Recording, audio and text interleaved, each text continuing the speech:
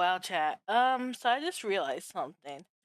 This whole time, my desktop audio wasn't working, and I made a whole stinking video, and there's no audio. Anywho, with that being said, I just gonna have to redo the video. This video, the Pepsi contest that killed 5 people, was a viewer request because they really wanted me to do Zach D films video. So we're gonna go on and watch one of his videos, but I am so sad because my desktop audio was not working this whole time. I literally just finished uploading the video and no audio. Why? Why? In 1992, Pepsi ran a contest in the Philippines that ended up killing 5 people. The contest was called Number Fever, and the idea was simple. Every evening, the news would reveal a winning number. And if you had a Pepsi bottle cap with that number, you won 1,000,000 pesos. Now, Wait, pesos? Like the Mexican money? So not like $1 million. 1,000,000 pesos. Apparently, the conversion rate from dollars to peso, even though I always thought 1 peso meant $1, but apparently it's not actually one USD dollar. So, how much does that equate to? $1,000,000 pesos in 1992 was life-changing for the average Filipino. So this contest became very popular. Families would stockpile Pepsi bottle caps in their homes. Many people would root through dumpsters trying to find winning caps. According to Pepsi, half of the country's population was actively participating in the contest. And it was because of this. Bruh. I just looked up 1,000,000 pesos. You know how much 1,000,000 pesos is in United States money? $48,274.50. Bruh. That is peanuts compared to, like, it's basically like a 1 year's of salary. Like, bruh, that yeah, okay, I understand in Mexico or the Philippines. Yeah, it's a Mexican peso. In the Philippines, it might be more, but it basically equates to 4 cents USD for every Mexican peso you have. Bruh. Popularity that Pepsi decided to extend Number Fever for an additional 5 weeks. And this is where things went terribly wrong. You see, throughout the contest, Pepsi was in complete control of how many winners there were. They relied on a computer program to seed 2 winning caps into bottling plants. Bruh. 2 winning caps meant that there could only be 2 winners, and Pepsi would stay within their budget. But something went wrong after they extended the contest. Oops. The computer program glitched, causing some numbers to be mixed up. And on May 25th, 1992, at 6 p.m., the Channel 2 Evening News called the winning number 349. And while there were only supposed to be 2 winners, hundreds of thousands of Filipinos began to celebrate. Bruh. Oh my goodness, imagine, like, you here thinking you hit the jackpot and watch them be like, oops, it was a mistake. Imagine them having to say that. Like, okay, chat, this was rigged from the start. Only 2 people were meant to win, and there's a glitch, but you can get a free soda on the house. Like, how can you even go? How does that even work? You see, 349 was already designated as a non-winning number, and because of this, bottling plants were free to print that number as much as they wanted. This resulted in over 600,000 349 caps circulating in the Philippines. 349 was such a common cap that many people had more than one. Oh my That goodness. night, the streets went wild with celebration. They were all rich and could finally stop worrying about money. Goodness. Hundreds of people rushed to the Pepsi factory with their winning caps. It soon had to be shut down and guarded by police. The company quickly realized that they had messed up big time. Pepsi Mm-hmm. executives had a meeting in the middle of the night to try and come up with a solution. It would have cost them There's no solution. There's there can't there is no you have to take the L, man. Like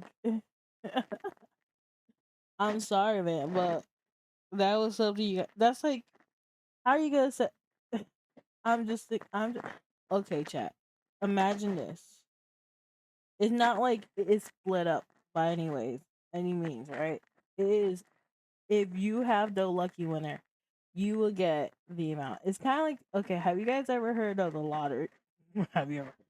It's like the lottery. If you win the lottery, um, they're not gonna give you the full amount. They're gonna split it because that's what it's already designated to do. But because they were designated at 2 million and give 1 million to each person,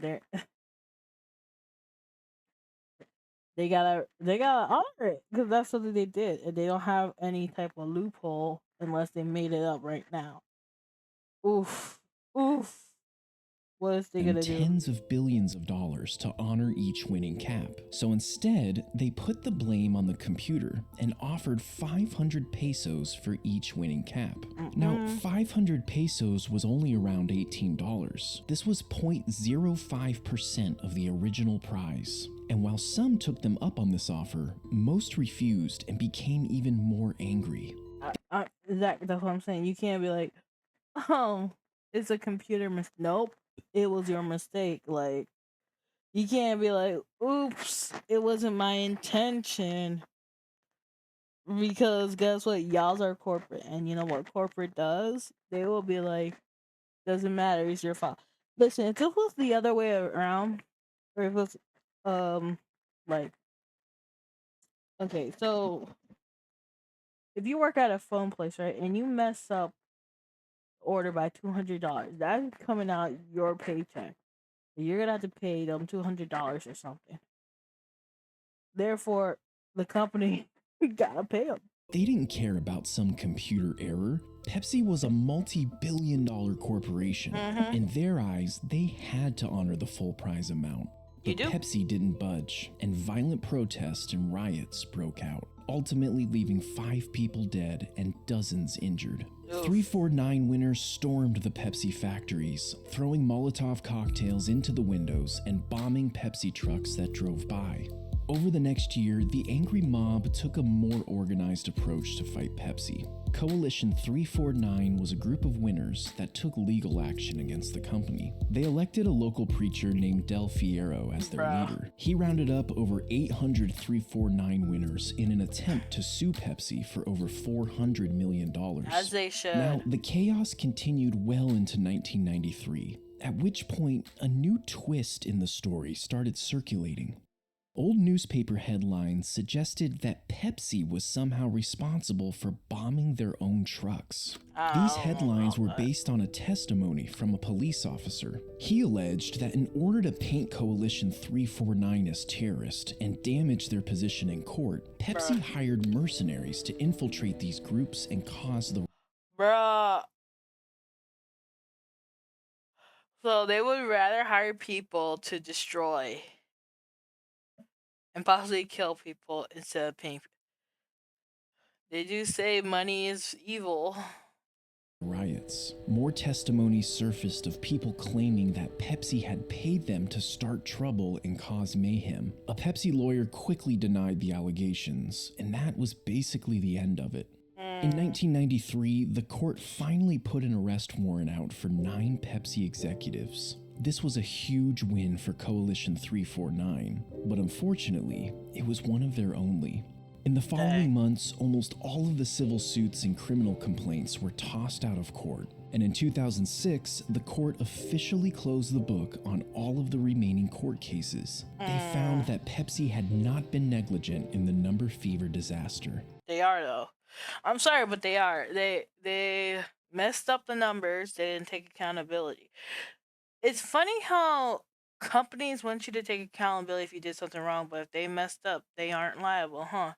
Even though that's the point of an LLC, is that if they're anything liable. then they will have When it was that. all said and done, Pepsi only had to pay one small fine of 150,000 pesos. Bruh. Many Filipinos who experienced number fever are still traumatized to this day. Even mentioning the word Pepsi around certain groups is frowned upon. Pepsi was recently asked for their response to the number fever disaster, and they came out with this statement.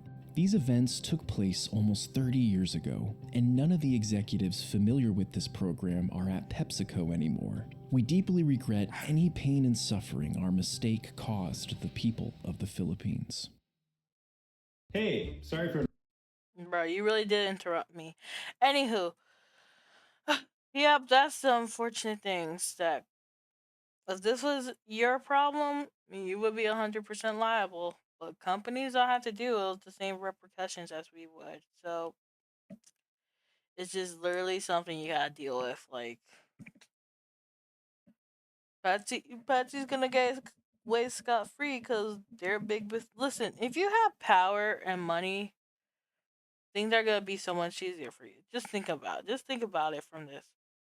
If something happens to someone big, yes, they might get a lot of flack, but they're also gonna bounce back pretty darn easily compared to other people.